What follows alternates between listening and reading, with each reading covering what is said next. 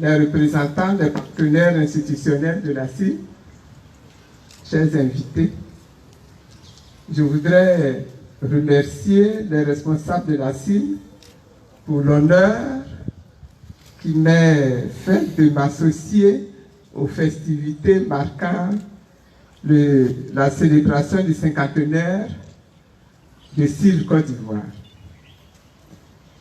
Et je ne pouvais que répondre favorablement à cette invitation parce qu'à la vérité, étant ici, je me retrouve comme dans mon passé,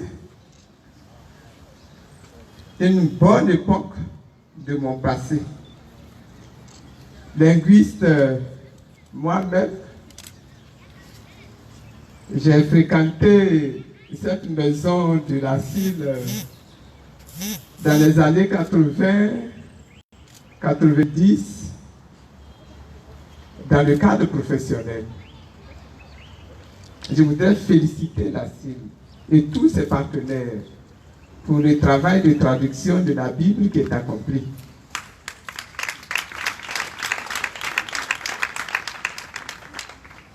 Déjà, on me dit que la Bible entière est traduite en Jimini et en Djoula.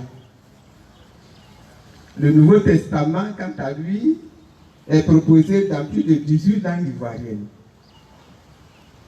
En version imprimée, en version audio et en appli store. Cela est extrêmement important car je suis convaincu que l'idéal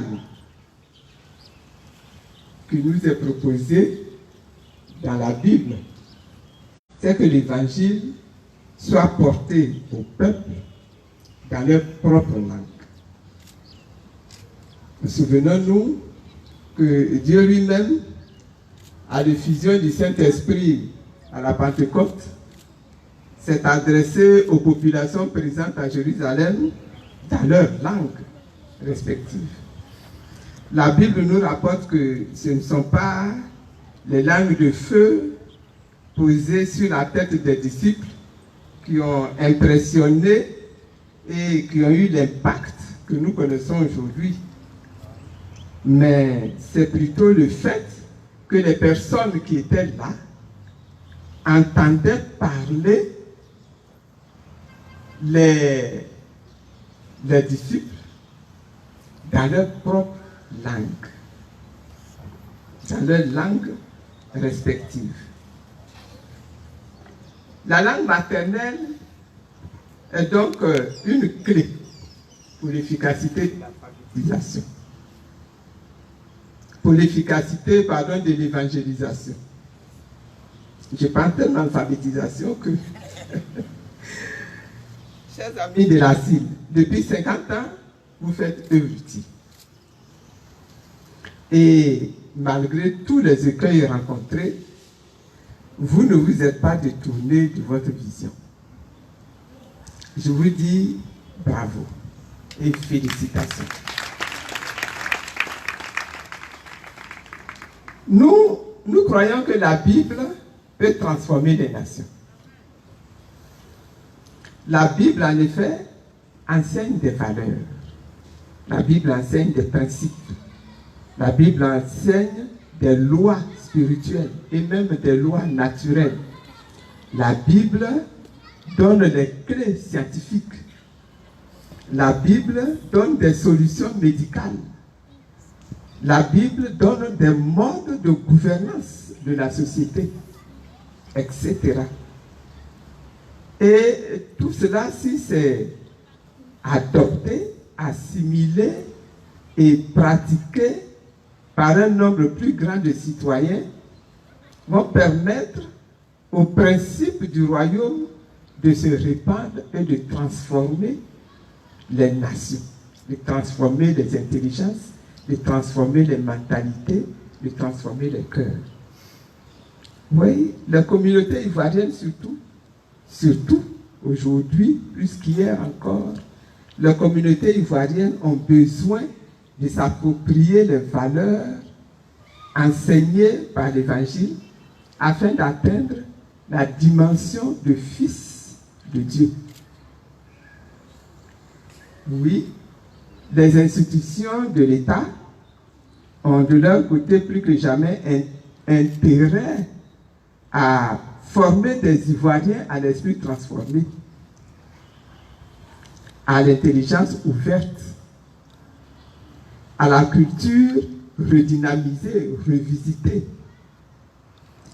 Des Ivoiriens qui pourront avoir la force du buffle et qui pourront avoir le discernement des aigles.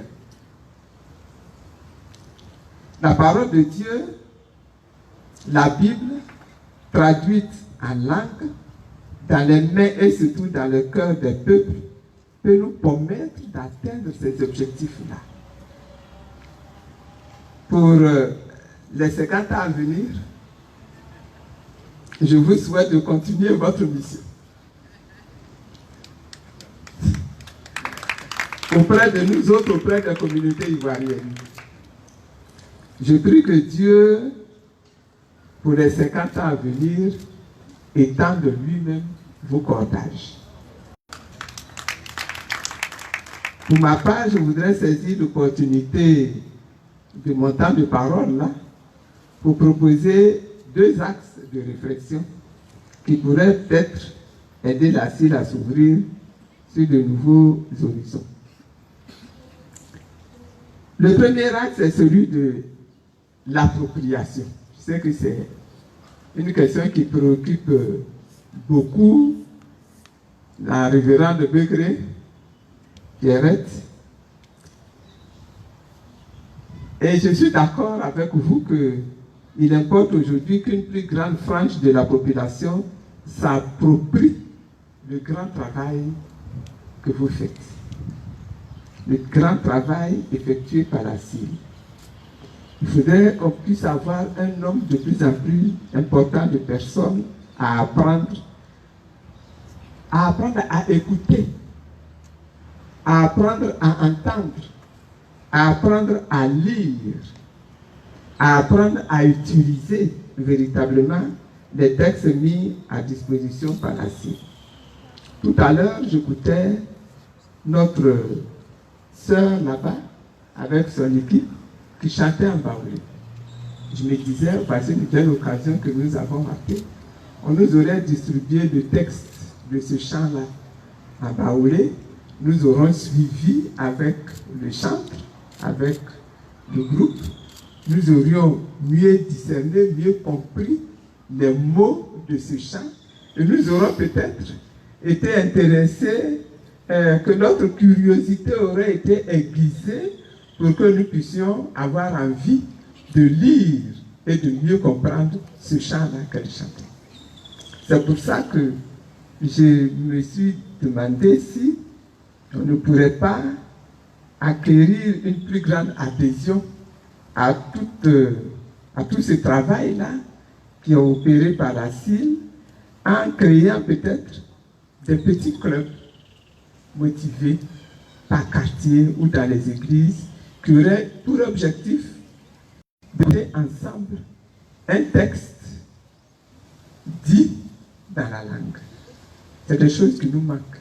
Et aujourd'hui, si je veux parler baoulé, si je veux lire baoulé, de quel texte est-ce que je dispose? J'irai chercher, en tout cas le premier texte qui est disponible, c'est la Bible en baoulé. C'est le Nouveau Testament en baoulé. Nous n'avons pas de livre de contes en baoulé, nous n'avons pas de livre d'histoire en baoulé, mais nous avons déjà la Bible en baoulé, nous avons la Bible en dimini, nous avons la Bible en ouais, nous avons la Bible en gouro. Ce serait bon si on pouvait créer des petits clubs dans les quartiers pour ensemble s'amuser à lire, à découvrir comment est-ce que ça s'écrit, avec quels signes ça s'écrit, comment est-ce qu'on découpe, n'est-ce pas, etc., etc., les mots de la Bible, les mots de la langue. Le deuxième axe est celui de la mobilisation de fonds locaux.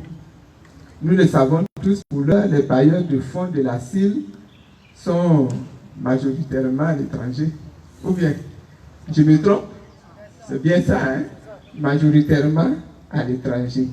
Mais le nombre de ces bailleurs, m'a-t-on dit, s'amenuise de plus en plus. Le temps est peut-être arrivé de trouver des voies et moyens pour impliquer davantage les nationaux eux-mêmes, originaires des différentes régions du pays, dans le financement des programmes de la CIL. Autant les nationaux sont les premiers bénéficiaires des actions de la CIL, autant devraient-ils se positionner dorénavant comme des principaux bailleurs de fonds. C'est donc un axe sur lequel nous pouvons travailler, essayer de travailler. C'est sûr que nous trouverons des gens intéressés par les langues, intéressés par l'évangélisation et qui pourraient investir un peu d'argent. Plus ils seront nombreux, plus n'est-ce pas, le montant va augmenter. Voilà un petit peu, c'est cette réflexion-là que je voulais apporter et je voudrais me tenir à votre disposition pour continuer de parler de cela, tant que faire se peut. Voilà. Voici ce que je voulais vous dire en vous souhaitant encore bonne fête pour vos 50 ans et bravo pour le travail que vous avez réalisé.